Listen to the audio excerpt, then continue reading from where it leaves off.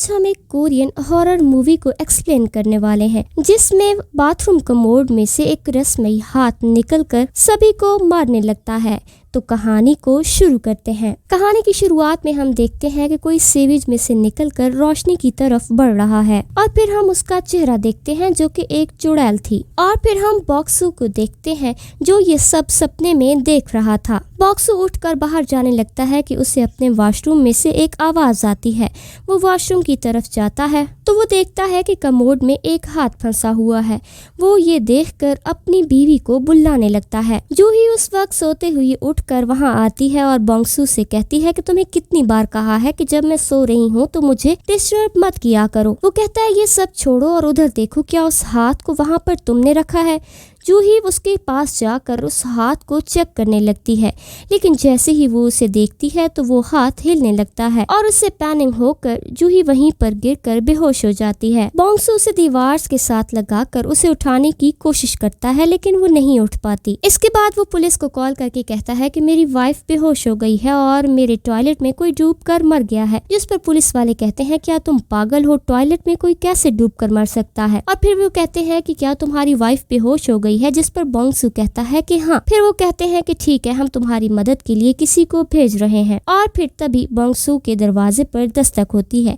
वो जब जाकर देखता है वो देखता है कि बिल्डिंग का सिक्योरिटी गार्ड वहाँ पर आया हुआ है, लेकिन यहाँ हम देखते हैं कि अभी वो हाथ को नहीं देख पाता कि उससे पहले वो जूही को देख रहा होता है कि ये कैसे बेहोश हो गई। वो सिक्योरिटी गार्ड जूही को देख ही रहा होता है कि उनके घर पर दोबारा से दस्तक होती है। अब बॉक्सू दरवाजे पर जाता है। अब वो सिक्योरिटी गार्ड जब उस रहस्यमयी हाथ को देखता है तो वो एक प्लम्बर उठाकर बॉक्सू से कहता है कि तुमने किसी का कत्ल कर दिया है। जिस पर बॉक्सू कहता है कि नहीं, क्या तुम पागल हो गए हो?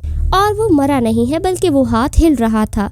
और फिर दस्तक होने पर जब वो बाहर जाता है तो वो देखता है कि 9/11 से एक टीम उसकी मदद के लिए आई है। वो बाथरूम में घुसने से पहले सिक्योरिटी गार्ड और जूही को फ्लोर पर गिरा हुआ देखते हैं तो वो बॉक्सू पर शक करते हैं कि इसने ही इन दोनों को मारा होगा और वो उसे पकड़ लेते हैं। जूनियर ऑफिसर रूकी कैप्टन के कहने पर सिक्योरिटी गार्ड को देखते हैं तो वो मर चुका था और इसके गले पर कुछ निशानात थे। अब कैप्टन जूही को चेक करता है तो वो सिर्फ बेहोश थी। अभी उनका ध्यान उस हाथ पर पड़ता है। कैप्टन बॉक्सू से पूछते हैं कि तुमने किसे मारकर फ्लश करने की कोशिश की है? जिस पर बॉक्सू कहता है कि अरे पागल हो, मैंने क्यों किसी को मारना है? और वैसे भी वो हाथ मरा नहीं है बल्कि वो हिल रहा था और इस सिक्योरिटी गार्ड की जान उसी ने ली है। कैप्टन रूकी को उस हाथ को चेक करने के लिए कहता है।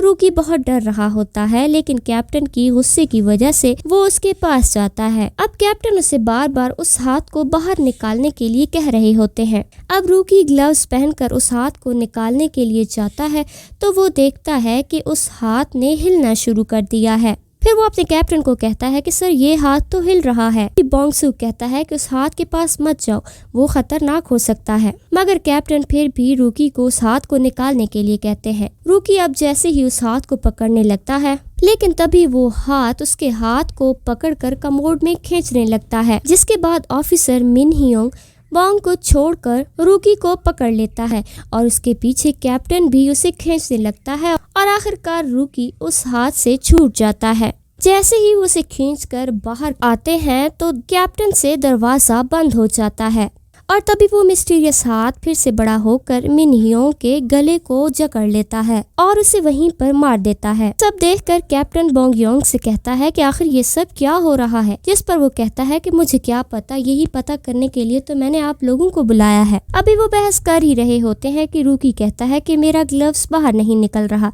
जिस पर कैप्टन उसे कहते हैं कि ये कोई बड़ा मसला नहीं है, पहले यहाँ से बाहर निकालने की कोशिश करते हैं। फिर कैप्टन बॉक्सू से कहता है कि तुम ही ने ये दरवाजा बाहर से बंद किया है ना, क्योंकि अब वो दरवाजा खोलने की कोशिश करते हैं तो वो दरवाजा नहीं खुल पाता। जिस पर बॉक्सू कहता है कि क्या तुम पागल हो, मैं तुम लोगों के साथ अंदर ही खड़ा था, मैं बाहर से दरवाजा कैसे बंद कर सकता हूँ? इधर हम देखते हैं कि उसी हाथ ने दरवाजे को बाहर से बंद कर रखा था। अब बहुत ही ज़्यादा दरवाजे को खोलने की कोशिश करने के बाद कैप्टन अपने हेडक्वार्टर में फ़ोन करते हैं लेकिन वहाँ पर सिग्नल्स बिल्कुल भी नहीं थे। उसके बाद बोंगसू अपने मोबाइल निकाल कर किसी को कॉल करने की कोशिश करता है, लेकिन उसके मोबाइल पर भी नेटवर्क नहीं था। कैप्टन फिर से बोंगसू के पास आता है और उसे कहता है कि तुम सच सच बता दो, क्या ये सब तुमने नहीं किया? जिस पर बोंगसू कहता है कि क्या मैं तुम्हें पागल लगता हूँ जो ये सब करता हूँ, और तुम बार बार मुझ पर शक क्यों कर रहे हो, और तुम्हें पुलिस ऑफिसर किसने बना दिया है? तभी रूकी के हाथ में बहुत तेज दर्द होने लगता है। कैप्टन उसका ग्लव्स उतारने की कोशिश करता है तो वहाँ पर बहुत ही ज्यादा खून था। अपने हाथ को खून में लथपथ देखकर रूकी बहुत ज्यादा घबरा जाता है। इसके बाद कैप्टन बोंगसू से कहता है कि अपनी बीवी को फर्श से उठाकर बिठा दो क्योंकि उसे सर्दी लग जाएगी, और फिर वो उसे बिठाते हैं। उसके बाद कैप्टन बोंगसू से उसका फोन मांगता है और वो उसे कमोड की तरफ फेंकता है, जिससे वो हाथ दोबारा से आता है और इंतहाई तेज स्पीड के साथ उसे वापस फेंकता है, जो सीधा दरवाजे के अंदर जा घुसता है और उसकी स्पीड बुलेट स्पीड की जितनी थी। कैप्टन बोंगसू को बताता है कि कुछ दिन पहले यहीं पर एक एक्सीडेंट हुआ था जहां गटर में कोई गिर गया था।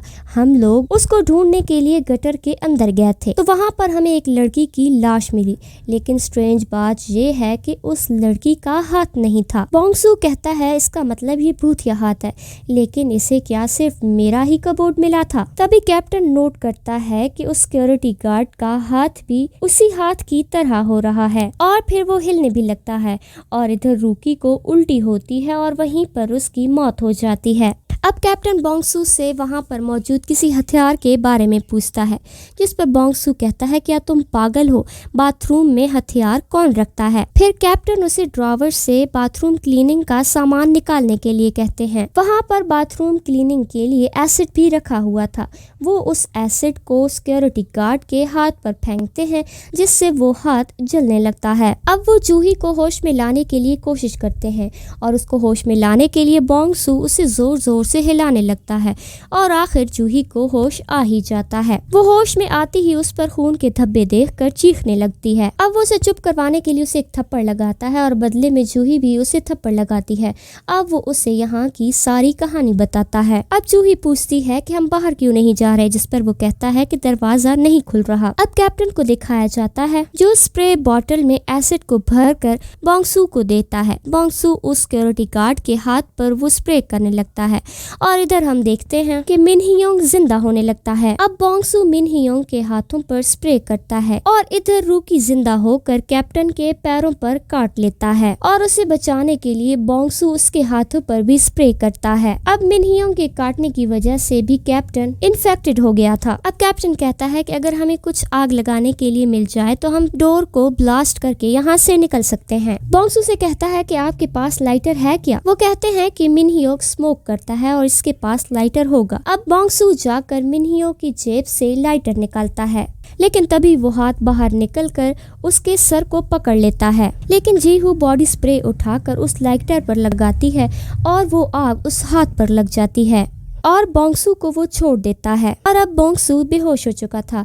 अब हम बोंगसू को उसी सेवेज में देखते हैं जिसे हमने मूवी की शुरुआत में देखा था। वहाँ पर एक चुड़ैल दिखाई देती है और उसे देखकर बोंगसू फिर से बेहोश हो जाता है और फिर बाथरूम के अंदर वो वापस से होश में आता है। बोंगसू को कैप्टन बताता है कि मैंने तुम्हारी वाइफ की जैसी वॉरियर नहीं देखी, इसी ने तुम्हें बचाया है। वो जूही को कहता है कि तुमने ऐसा क्यों किया, अगर तुम्हें कुछ हो जाता तो? जूही उसे कहती है अगर तुम्हें कुछ हो जाता तो मैं तुम्हारे बिना क्या करती, और ये दोनों एक दूसरे के गले लगते हैं। इसके बाद वो स्प्रे और लाइटर से उस फोन में आग लगा देते हैं और जिसकी वजह से ब्लास्ट हो जाता है, मगर बाहर से उस हाथ ने उस दरवाजे के हैंडल को पकड़ रखा था, इसीलिए वो उसे भी जला देता है। और अब जब वो दरवाजा खुलता है तो हर दीवार से उसे बहुत सारे हाथ दिखाई देते हैं। ये देखकर वो दोनों बहुत ज्यादा घबरा जाते हैं और वापस आकर कैप्टन से कहते हैं कि उठ जाइए, हमें जल्दी ही यहाँ से बाहर निकलना होगा। कैप्टन उन्हें कहता है कि तुम लोग चले जाओ, मेरा वक्त आ गया है और मैं ज्यादा देर जिंदा नहीं रह पाऊंगा। वो उन्हें कहता है कि तुम लोग जाओ और मेरे लिए मदद लेकर आना। और तभी कैप्टन के मुंह से खून की उल्टियां होती हैं और इसीलिए वो वहां से जाने का फैसला करते हैं। बाहर जाते ही एक हाथ बोंगसू को पकड़ लेता है और इसीलिए वो उस हाथ पर स्प्रे करके उसे आग लगा देते हैं। तभी जूही कहती है कि लगता है मेरे पेट में कोई चीज है। फिर वो बोंगसू से कहती है कि अपना शर्ट उतार कर दो। अब दोनों बहस करने लगते हैं और बहस के बाद बोंगसू उसे शर्ट उतार कर दे देता है और जूही उसे प्लम्बर में ढालकर उससे आग लगा देती है और इसके बाद एक एक करके वो स्प्रे से उन हाथों को जलाकर आगे बढ़ते हैं। लेकिन तभी जूही के पेट में दर्द होने लगता है और उसे ऐसे लगता है कि उसके पेट से कोई बाहर आ रहा है। इसके बाद बोंगसू उसे गोद में उठाकर सभी हाथों से बचते हुए बाहर आता है। नेक्स्ट सीन में हम बोंगसू को हॉस्पिटल में देखते हैं, जिस पर नर्स उसे बताती है कि हमें पता नहीं जो कुछ हो रहा है वो क्या हो रहा है, लेकिन आपकी बीवी सुरक्षित है और आपका बच्चा भी सुरक्षित है। जिस पर बोंगसू कहता है मेरी बीवी और प्रेग्नेंट ये कभी नहीं हो सकता। तभी वहाँ पर जूही के वार्ड में बोंगसू को वही हाथ दिखाई देता है, जिसके बाद वो उसे मारने के लिए चला जाता है और यहीं पर ये मूवी एंड हो जाती है। दरअसल उस गटर को किसी ने खुला छोड़ दिया था और उसमें गिरकर एक लड़की मर गई, लेकिन वो हाथ और उस लड़की का हाथ कहाँ गया ये तो एक रहस्य ही रहा। लेकिन जब वो हाथ वहाँ से बाहर आने लगा था तो बोंगसू वहाँ से गुजरते हुए गटर का दरवाज़ा बंद कर देता है, जिसकी वजह से वो हाथ गुस्सा होकर उसके कबोर्ड की तरफ और उसके घर की तरफ आता है। तो आज की वीडियो में इतना ही। आपको ये वीडियो कैसी लगी हमें कमेंट करके ज़रूर बताएं और अगर आपको हमारी वीडियोस पसंद आती हैं तो हमारे चैनल को सब्सक्राइब करना और वीडियो को लाइक करना मत भूलिएगा।